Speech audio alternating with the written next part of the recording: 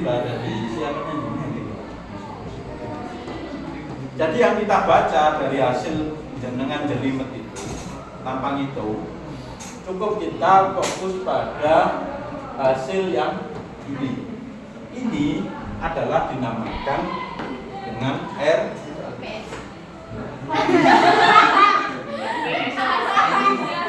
Tak balik nama Pak R itu.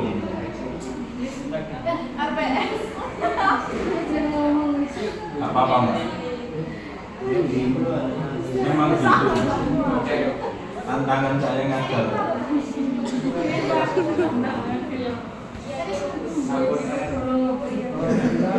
Oke, ini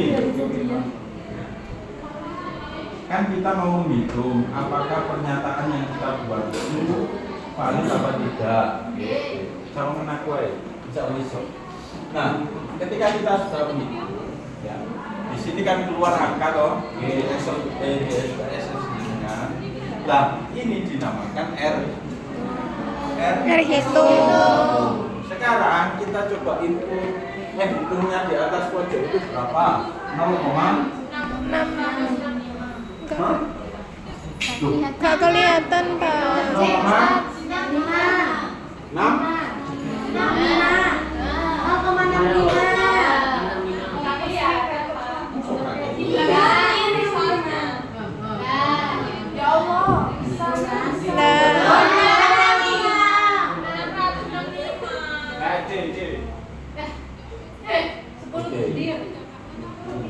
Yang kedua berapa?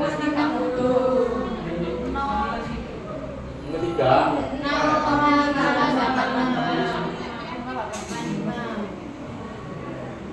sekarang terus ini adalah hasil dari apa?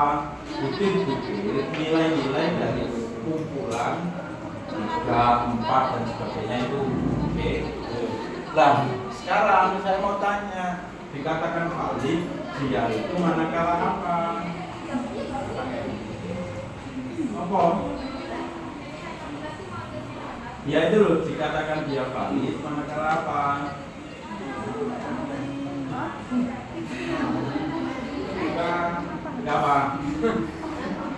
Jika apa? Jika apa?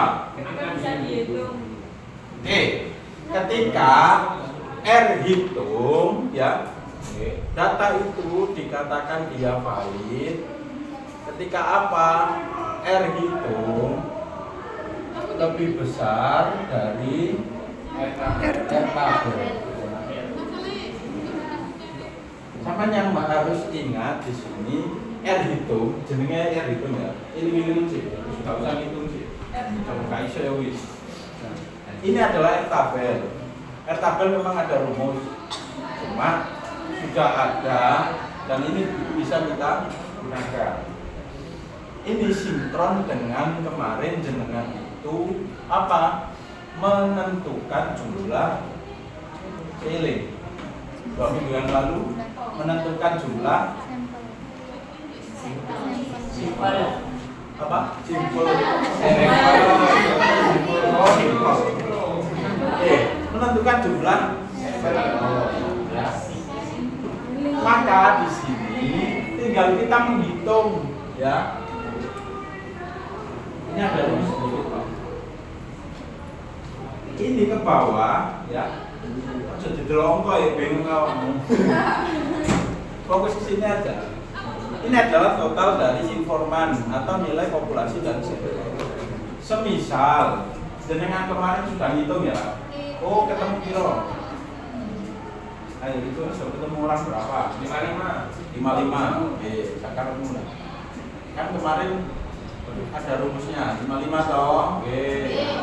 Maka yang perlu kita tarik garis di sini adalah ini. Sekarang pertanyaan saya, mana yang tabel ini?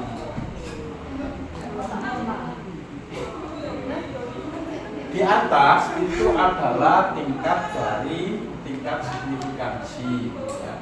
Artinya di sini ya titik error yang kemarin semakin banyak ya, kalau kemarin kan belajar ya, titik error itu ada 0,05, maka sinkron dengan sini atau berapa persen di sini. Biasanya anak itu misalnya nggak ikin, nggak ngelangin, nggak mungkin, iki ya nggak mungkin. Jadi sampai kapanpun, dosen mau gemengin sama siapa, ambil ini aja 0,5. Angin-angin, ruwet tuh. Nggak ngajari cepet aja, ngajari akar-akarnya gak mari. Nah, maka di sini ada df sama dengan piro n min 2. Ketika jenengan itu sudah masa apa tadi? Akbar ngomong 5, ya kan? Dikurangi 2 berarti piro? 5. 5? 3. Maka posisinya bukan kita cari ke 55 tapi ke 5. Berarti di sini adalah 0,2. Paham awal. Kan enggak valid. UTS tahun praktek apa? 0,2,6,5,6.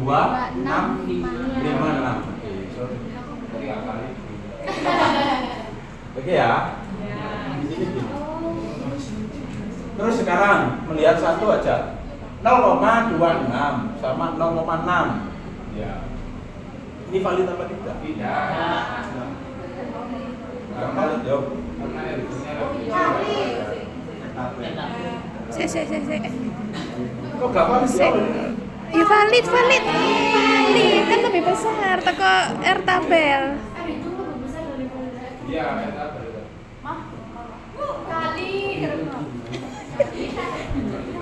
Tak kira grup. Sekarang gini, tak sebut namanya. Bongkar persepsinya dulu ya. Jangan disamakan dengan nilai hitung, matematika dan sebagainya. Ojo. Bayangannya gini aja. Ambil ini aja. Besar mana? Oh, depannya aja. Nah, di sini kita hitung sampai mana? Sampai ketika R hitung itu lebih banyak atau lebih tinggi dari R tabel, maka dia dikatakan. Lah, begitu seterusnya. Apakah R hitung ini berubah? Ya iya, mengikuti dengan hasil yang di sana tadi, yang SPSS. Iya. Cuma yang R tabel ini ke bawah ya sama. Oh.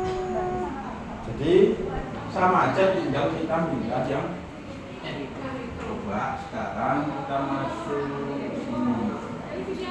Jadi nyambung deh. Ini kan 420 misalkan. Entok. Ya.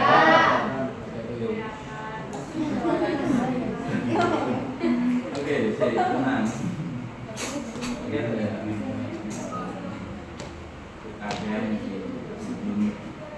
Oke, yang simpel aja. Ojo malu-malu. Ojo iki. Ya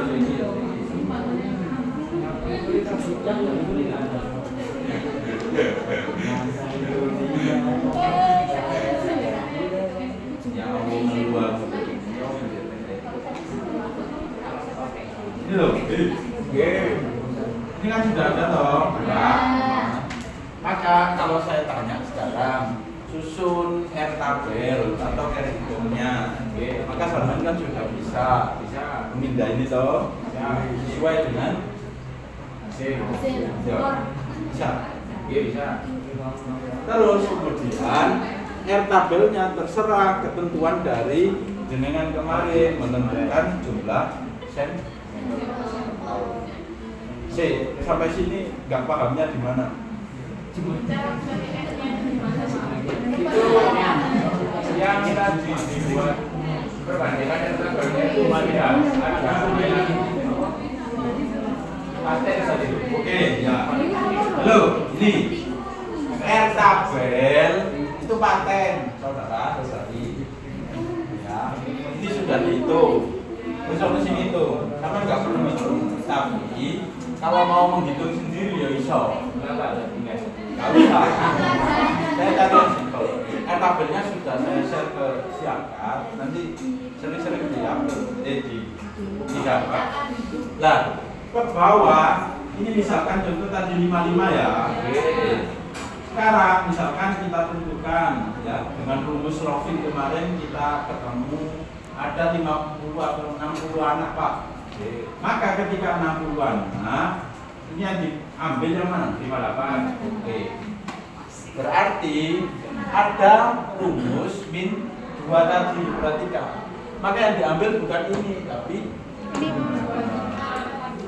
Jadi yang perlu ditarik garis itu taraf signifikansi 0,05. Tuh, ikut tok sih. Nanti yang lain beda. Paham? Paham. Sekarang sampean harus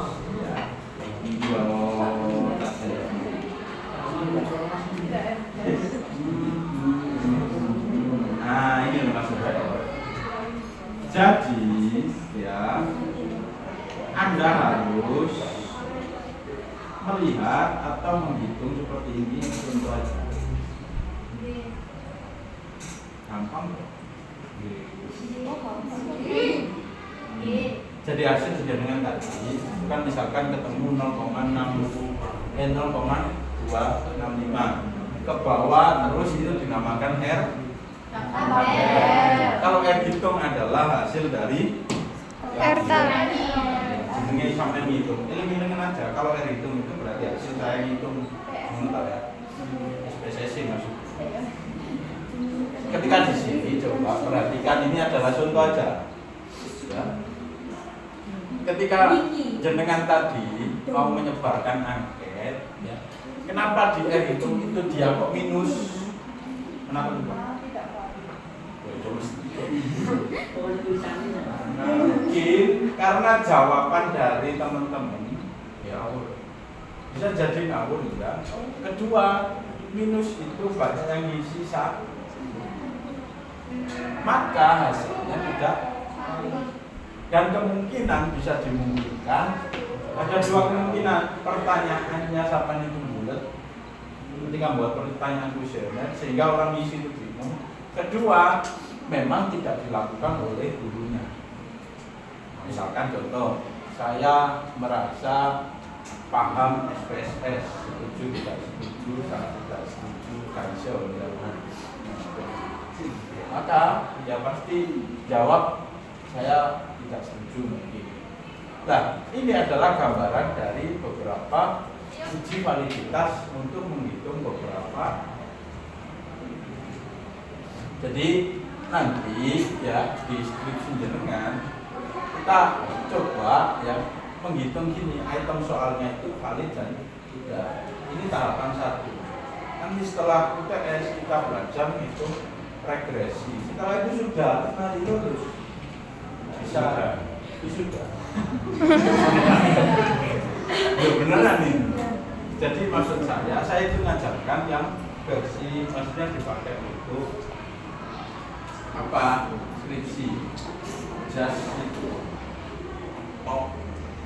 tidak kita ajarkan yang jelimet diajari frekuensi, ternyata di skripsi enggak mubadir. Maksud saya, anak-anak ini mahir SPSS ya sudah selesai bisa melanggar kangen ya. Nah ini adalah item deskripsi yang harus tampil memang dalam apa uji validitas dan penilaian. Yang kedua nanti kita uji regresi, uji pengaruh. Udah selesai. Datanya nanti nampilkannya di mana itu nanti di Medpenulis. Kita cukup nanti setelah ini ya. Namun di depan tes. Iya. Ini mau tegum apa? Tekot. Ekowi.